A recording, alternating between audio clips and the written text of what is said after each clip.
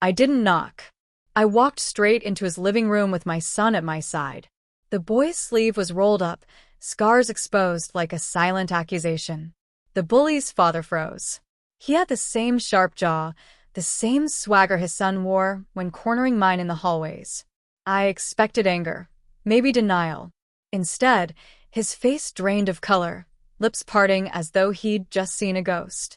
"I know those scars," he whispered, voice trembling as if a buried secret had clawed its way out of the grave. That was when I knew the plan was working. I had met him years ago, back when life still held warmth, before betrayal carved me into who I am now. We weren't friends, not exactly, but our paths crossed often. School events, neighborhood barbecues, the occasional drink after work. He was a man who thrived on control, feeding off respect he never earned. He liked being the one everyone owed something to. I saw it then, though I didn't name it arrogance. I dismissed it. My life was busy enough. Wife, son, job. And then came the fire. The fire that gave my son those scars. When it happened, my wife was supposed to be home. She wasn't. She had left for a meeting. My boy was trapped, smoke thick, flames devouring wallpaper and wood. I got there in time to drag him out. My arms blistered. His body burned. She arrived later, crying as though the performance of grief could hide the truth. I didn't ask then. I was too focused on keeping him alive. But the cracks began to show. Late nights. Sudden silences. Laughter over texts she never shared. Until one night I followed her. I watched her slip into his car, the very man now standing pale in front of me. My world went quiet. Not rage. Not grief. Just silence. That silence became my weapon. I studied him like a chessboard. He had money, yes, but it was stretched thin, loans under the table, favors owed, a business just one storm away from collapse. He had a reputation as a family man, the kind the PTA mothers trusted too easily. His wife believed he was faithful. His son thought his father could solve anything. They were all wrong. I didn't lash out. I didn't confront. I played quietly.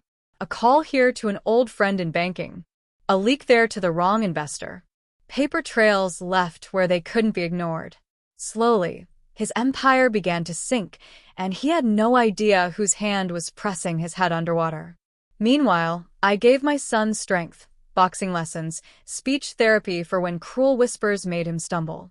Every insult became fuel. Every scar a reminder of survival. He didn't see the moves I made behind the curtain. But one day he would. Then the bullying began. His boy cornered mine in bathrooms, mocked his scars, called him monster. I stayed patient. I told my son justice takes time. But when the bruises appeared, I knew it was time. So here we stood in his home. My son silent, his arm bared, scars catching the light, while the man stared as though he were looking at his own sins reflected back at him. "I know those scars," he whispered again. Finally, he looked at me. Recognition spread across his face. His eyes widened. "You," he breathed. "Yes." He remembered the fire. He remembered who was supposed to be with my son that night. He remembered the woman he took from me, my wife. The affair. The chain of events that led to the flames. His face twisted, shame colliding with terror. "You took my place," I said softly. "And he took yours." I nodded toward his son. The boy who bullied mine, the boy who would never look at his father the same way again. Not after today, because I had prepared more than just this confrontation. I had given my son the courage to speak the truth. The PTA, the school board, the neighbors they already knew. The boy's cruelty, the father's hypocrisy, the collapse of the empire he pretended to rule. By the time I stepped into his house, the story was already spreading like wildfire. He wasn't just losing to me. He was losing to everyone. I kept my voice calm. "When you stole her. When you let my son burn. When you laughed behind my back, I waited. I let you believe you were untouchable." He shook his head, whispering, "You don't understand." "No." I cut him off. "You don't." I leaned closer, voice steady, almost tender. "Your son called mine a monster.